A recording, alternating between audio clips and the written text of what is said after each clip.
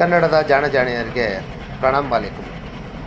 ರಾಜ್ಯ ಒಂದು ಹಲವು ಜಗತ್ತು ಅನ್ನೋದೊಂದು ಕರ್ನಾಟಕ ಸರ್ಕಾರದೊಂದು ಟ್ಯಾಗ್ಲೈನ್ ಇದೆ.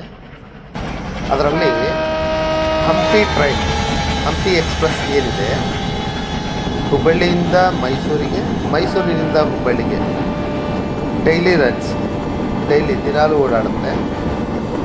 ಈ ಹಂಪಿ ಟ್ರೈನಲ್ಲಿ, ಹಂಪಿ ಎಕ್ಸ್ಪ್ರೆಸ್ನಲ್ಲಿ ಒಂದು ನೀವು ನಾರ್ಮಲ್ ಟಿಕೆಟ್ ಅಂದರೆ ಜನರಲ್ ಟಿಕೆಟ್, ಅನ್ರಿಸರ್ವ್ಡ್ ಟಿಕೆಟನ್ನು ತಗೊಂಡು ಸ್ಲೀಪರ್ ಕೋಚಲ್ಲಿ ಹೋಗ್ಬೋದು. ಅದು ಎಲ್ಲಿಂದ ಹೋಗ್ಬೋದು ಅನ್ನೋ ಮಾಹಿತಿನ ಒಂದು ಪೇಪರ್ ನ್ಯೂಸಲ್ಲಿ ನಾನು ನೋಡಿದೆ. ಅದನ್ನು ನೋಡಿರೋದನ್ನು ತಿಳಿಸ್ಬೇಕು ಅನ್ನೋ ಉದ್ದೇಶದಿಂದ ಈ ಒಂದು ಮಾಹಿತಿ ವಿಡಿಯೋನ ಮಾಡ್ತಾ ಇದ್ದೀನಿ. ಸಾಮಾನ್ಯವಾಗಿ ಡೈಲಿ ಓಡಾಡ್ತಕ್ಕಂಥ ಟ್ರೈನಲ್ಲಿ ಫೆಸಿಲಿಟಿ ತುಂಬ ಜಾಸ್ತಿ ಇರುತ್ತೆ, ಅಂದರೆ ಓಡಾಡೋರಿಗೆ ತುಂಬ ಅನುಕೂಲ ಆಗಿರುತ್ತೆ ಅನ್ನೋ ಉದ್ದೇಶದಿಂದ ತುಂಬ ಜನ ಆ ಟ್ರೈನಿನ ಮೇಲೆ ಡಿಪೆಂಡ್ ಆಗಿರ್ತಾರೆ. ಡೈಲಿ ಓಡಾಡೋರಿಗೆ, ಈಸಿಯಾಗಿ ಓಡಾಡೋರಿಗೆ ಅನುಕೂಲ ಆಗಲಿ ಅನ್ನೋ ಒಂದು ಈ ಮಾಹಿತಿ ವಿಡಿಯೋನ ಮಾಡ್ತಾ ಇದ್ದೀನಿ. ಮೈಸೂರಿಂದ ಹೊಸಪೇಟೆಗೆ ಬಂದಿರತಕ್ಕಂಥ ಟ್ರೈನು ಅಪ್ರಾಕ್ಸಿಮೇಟ್ಲಿ 7-7:30 ರೀಚ್ ಆಗುತ್ತೆ. ಎಲ್ಲಿ? ಹೊಸಪೇಟೆಗೆ.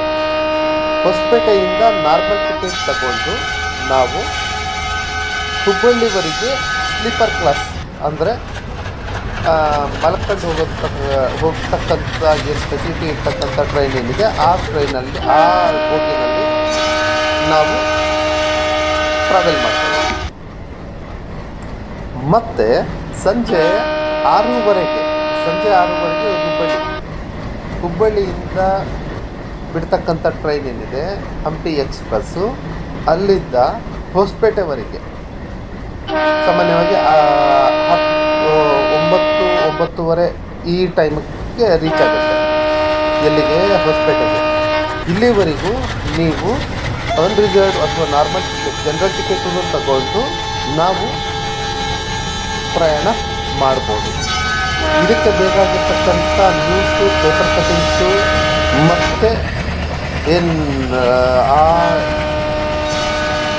ಇದಕ್ಕೆ ಬೇಕಾಗಿರ್ತಕ್ಕಂಥ ನ್ಯೂಸಲ್ಲಿ ಬಂದಿರತಕ್ಕಂಥದ್ದು ಪೇಪರ್ ಕಟಿಂಗ್ಸನ್ನ ನಾನು ಇಲ್ಲಿ ಅಟ್ಯಾಚ್ ಮಾಡಿದ್ದೀನಿ.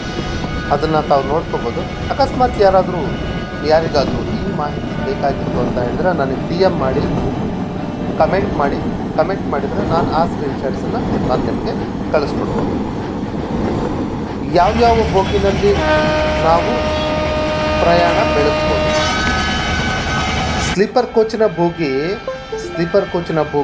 8 ಮತ್ತು 9 ಬೆಳಗ್ಗೆ 7 ಗಂಟೆಗೆ ಅಥವಾ 7:15ಕ್ಕೆ 7:30ಕ್ಕೆ ಇರ್ತಕ್ಕಂಥ ಹೊಸಪೇಟೆಯಿಂದ ಟ್ರೈನ್ ಏನಿದೆ, ಆ ಟ್ರೈನಲ್ಲಿ 8 ಮತ್ತು 9 ಕೋಚಲ್ಲಿ, 9 ಬೋಗಿನಲ್ಲಿ ನಾವು ಹುಬ್ಬಳ್ಳಿವರೆಗೆ ಪ್ರಯಾಣ ಮಾಡ್ಬೋದು.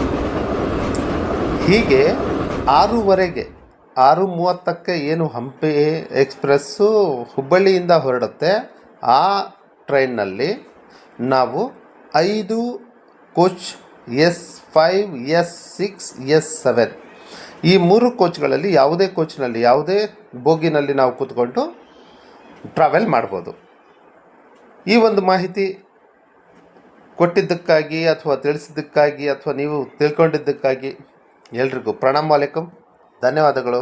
ಜೈ ಕರ್ನಾಟಕ.